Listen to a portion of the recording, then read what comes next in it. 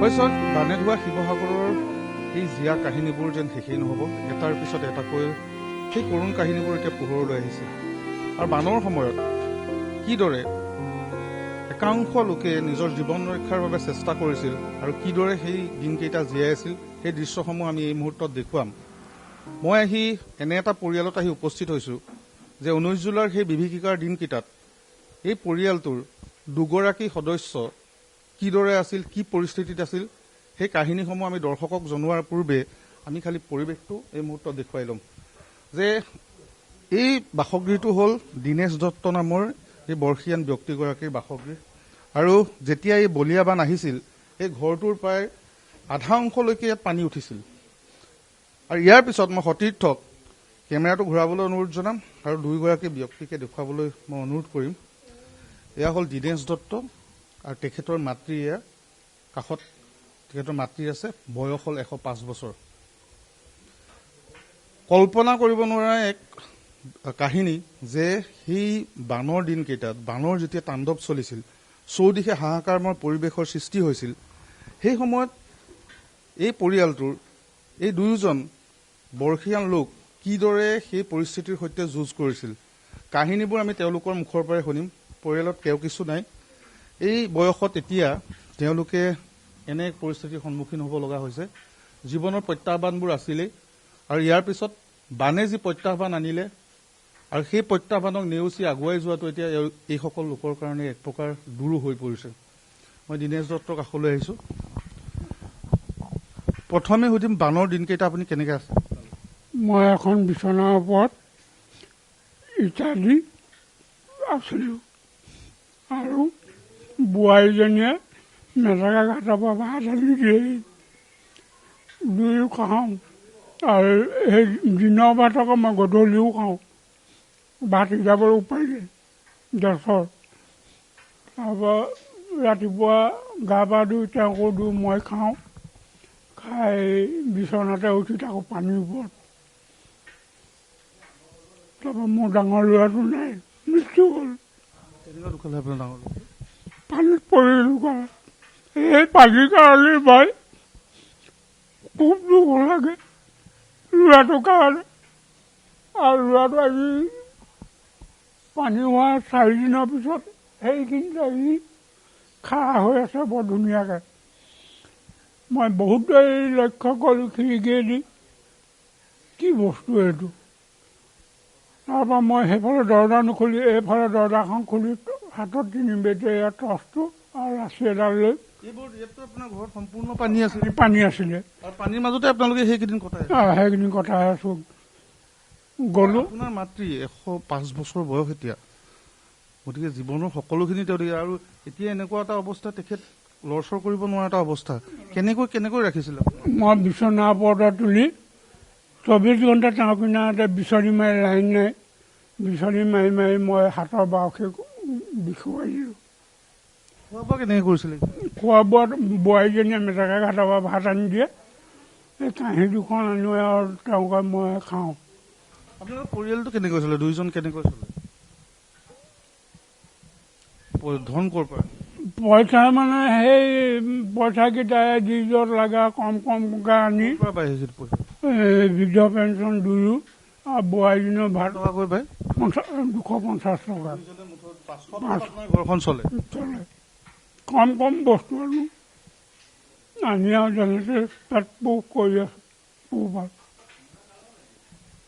আৰু বানৰ পিছত এতিয়া ঘৰখনৰ পৰিস্থিতিটো কেনেকুৱা?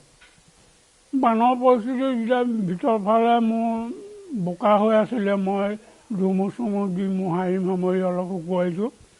তাতে মই শুওঁ, বুঢ়ী ইয়াত শুৱে। আৰু বুঢ়ী বিচনাখন আগত ওখ আছিলে, তেওঁ পৰি এইবোৰ ঘাঁ লাগিলে দুবাৰ লগাত। মই চালোঁ এইমতে চাপৰ কৰি নিদিলে কেতিয়াবা বিপদ হ'ব। সেইকাৰণে এতিয়া এই পানী শুকালত এখন মোহাৰি ব্লিচিং পাউডাৰ, ফেনাইল চেনাইল দি ইয়াতে ৰাখিছোঁ বুঢ়ীক। হয়, ধন্যবাদ জনাইছোঁ। এয়া হ'ল দীনেশ দত্ত আৰু তেখেতৰ মাতৃ। এগৰাকী আইতাৰ বয়স এতিয়া 105 বছৰ। কল্পনা কৰিব নোৱাৰা কাহিনী যে বানত সেই সময়ত কি পৰিৱেশৰ সৃষ্টি হৈছিল, সেই সময়ত এই দীনেশ দত্তই তেওঁৰ মাতৃৰ সৈতে 7টা দিন পানীৰ মাজত এই বাসগৃহটোত তেওঁলোকে কটাইছিল। ঘৰৰ আধা অংশলৈকে পানী আছিল। বিচনাত তেওঁলোকে চাং সাজি এই বিচনাখনত তেওঁলোকে সেই 7টা দিন কটাইছিল এক ভয়ানক পৰিৱেশৰ মাজত। আৰু এই চৰকাৰী গৃহটো তেওঁলোকে লাভ কৰিছিল। মই আপোনাক আৰু এটা কথা, কেতিয়া আপোনালোকে পঞ্চায়তৰ পৰা ঘৰটো পাইছিল? এইটো 25ত পাইছিলোঁ। 25 আগষ্টত পাইছিলোঁ হপায়। এই দুটা কোঠালি আপোনালোকে পাইছিলোঁ। 2025 চনত চৰকাৰীভাৱে লাভ কৰা এই বাসগৃহটোত তেওঁলোকে দিন কটাইছে। কিন্তু আশ্চৰ্যজনক কথা, হয়তো কোনেও বিশ্বাস নকৰিব যে বৃদ্ধ পেঞ্চনৰ যি 500 টকা, সেই 500 টকাৰে এই পৰিয়ালটো চলে, এই দুয়োগৰাকী ব্যক্তি চলে। কোনোবাই সেই কথা বিশ্বাস কৰিব পাৰিব, হয়তো নোৱাৰিব, যে 500 টকাত আজিৰ দিনত এটা পৰিয়াল চলে নেকি। মই সেই আইতাগৰাকীৰ কাষলৈ যাবলৈ এই মুহূৰ্তত চেষ্টা কৰিম, দুআষাৰ তেখেতৰ পৰা কথা জানিব। আইতা, আপোনাৰ নামটো জানিব পাৰিমনে? আপোনাৰ নামটো কি? গুণৰাজ দত্ত। সকলোৱে চাওক, এইগৰাকী আইতা জীৱনৰ সকলো তেওঁ দেখিলে, আৰু এতিয়া জীৱন যুঁজত প্ৰত্যাহ্বান আছেই, আৰু কিন্তু ইয়াৰ পিছত এতিয়া বানৰ পিছত যি প্ৰত্যাহ্বান, এইগৰাকী আইতাই কি বুজিব, কি কৰিব, সকলো কিং কৰ্তব্য বিমূৰ। কেতিয়াবা খাবলৈ পাইছে, কেতিয়াবা নাপাইছে। বানৰ সময়ত, এই ভয়ানক পৰিস্থিতিৰ সময়ত তেওঁ এই বিচনাখনতেই 7টা দিন কটাইছিল। কোনোবাই সেই কথা বিশ্বাস কৰিব পাৰিবনে? মই আইতাৰ ওচৰলৈ আকৌ আহিম। আইতা, আপোনাৰ বয়স কিমান হৈছে? ওপৰলৈ এবাৰ চাব নেকি? আপোনাৰ বয়স কিমান হৈছে? পাহৰিছোঁ মই। পাহৰি গ'ল। আপুনি বানপানী যে হৈছিলে, কেনেকে আছিলে আপুনি? আপুনি বিচনাৰ ওপৰতে থাকিলে নেকি? অহা যোৱাটো কৰিব পৰা নাছিলে? হেপিয়াই যাওঁ। কি এক কৰুণ দৃশ্য, এক অসহনীয় এইসমূহ দৃশ্য।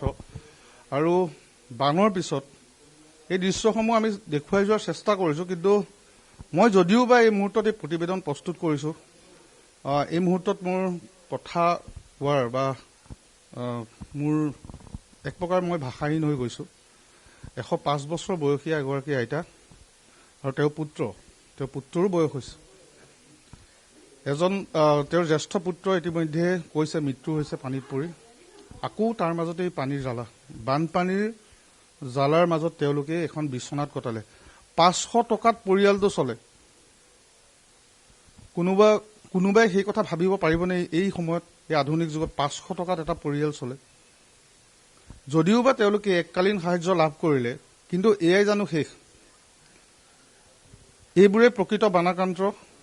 আৰু এইবোৰ পৰিয়াল, সকলোকে এই প্ৰতিবেদন সকলোৰে প্ৰস্তুত এই কাৰণেই কৰা হৈছে যে জীৱনবোৰ চাওক কিদৰে মানুহে জীয়াই আছে।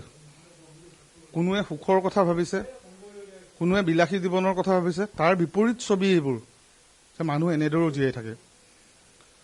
এই দীনেশ দত্ত আৰু তেওঁৰ মাতৃ, শিৱসাগৰৰ সুন্দৰপুৰৰ এই পৰিয়ালটোৱে বানৰ দুৰ্যোগৰ সময়ত যুঁজ কৰিলে। বিচনাত চাং সাজি তেওঁলোকে বসবাস কৰিলে সেইকেইটা দিন। পূৰ্বতে জীৱনৰ প্ৰত্যাহ্বানবোৰ আছিলেই, পিতৃয়ে পুত্ৰক হেৰুৱাৰ সেই দুখ আছেই, আৰু তাৰ মাজত এতিয়া এই বানৰ পিছত যি পৰিস্থিতি, সেই পৰিস্থিতিৰ দুখ প্ৰকৃততে কোনে বুজিব? আৰু এইসকল লোককেই প্ৰকৃত সহায়ৰ প্ৰয়োজন। চৰকাৰ, প্ৰশাসনযন্ত্ৰই যদি এইসকল লোকক দৃষ্টি নিদিয়ে, তেনেহ'লে কাক দিব? 15,000 টকাৰ এককালীন সাহায্য কাৰ বাবে? প্ৰকৃততে পানীয়ে স্পৰ্শ নকৰা মানুহো 15,000 টকা লাভ কৰিলে। যি বান সাহায্য আহিছে, সেই বান সাহায্যৰ নামতো যি বেমেজালিৰ সৃষ্টি হৈছে, সেয়া সকলোৱে দেখিছে। ৰাজনৈতিক খোৱা কামোৰাবোৰ আছেই। গতিকে এইসকল লোকৰ দুখ বুজিবলৈ প্ৰকৃততে কোন আছে? এই প্ৰশ্নবোৰ এই মুহূৰ্তত উত্থাপন হৈছে। আৰু বানৰ পিছত প্ৰকৃত যিখন ছবি, যিখন কৰুণ ছবি, যিখন ৰুহ বাস্তৱৰ ছবি, এই বাস্তৱৰ ছবিখন এনেকুৱা। চলা ফিৰা কৰিব নোৱাৰা 105 বছৰ গৰকা এগৰাকী আইতা। কি হৈছে, কি নহৈছে, তেওঁৰ চৌদিশে এতিয়া একোৱেই তেওঁ গম নাপায়। কি দুৰ্যোগৰ মাজত তেওঁলোক আছিল, সেই বিষয়েও তেওঁ জ্ঞাত নহয়। অন্য হাতেদি এইগৰাকী বৃদ্ধ 80 বছৰ তেওঁ সম্পূৰ্ণ কৰিলে, পুত্ৰক হেৰুৱাৰ দুখ বুকুত আছে। বৃদ্ধ পেঞ্চনৰ 500 টকালৈ তেওঁলোক এই নিজৰ জীৱন চলাই নিবলগীয়া হৈছে। গতিকে এই প্ৰকৃত বানাক্ৰান্ত বা যিসকলৰ প্ৰকৃত অৰ্থত ক্ষতি হ'ল, পূৰ্বৰ পৰা তেওঁলোকৰ দুখবোৰ আছিলেই, আৰু সেই দুখৰ ওপৰত আকৌ যি দুখৰ বোজা ইতিমধ্যে জাপি দিয়া হ'ল, প্ৰকৃতিয়ে যি ধ্বংসলীলা কৰিলে, সেই ধ্বংসলীলাৰ মাজত যে এই ছবিবোৰ আবদ্ধ হৈ ৰ'ল, এইবোৰ কোনে মুচিব, সেয়া এক ডাঙৰ প্ৰশ্ন। কিন্তু এই মুহূৰ্তত আমি অনুৰোধ জনাম জিলা প্ৰশাসনকেই হওক, চৰকাৰকেই হওক, অভিভাৱক মন্ত্ৰীয়ে হওক বা স্থানীয় বিধায়কেই হওক, যে ৰাজনৈতিক খোৱা কামোৰাবোৰৰ পৰা আঁতৰি এই পৰিয়ালসমূহৰ কাষলৈ আহক। তেতিয়াহে বুজিব প্ৰকৃততে বানত কোনে কি হেৰুৱালে, বানত কোন প্ৰকৃততে ক্ষতিগ্ৰস্ত হ'ল, আৰু এই লোকসকলৰ জীৱনৰ যি কাহিনী, এই কাহিনীসমূহে নিশ্চয়কৈ আপোনালোকক সেই খেলাখনৰ পৰা দূৰলৈ লৈ অহাৰ ক্ষেত্ৰত কিন্তু সহায় কৰিব বুলি আশা কৰিব পাৰি।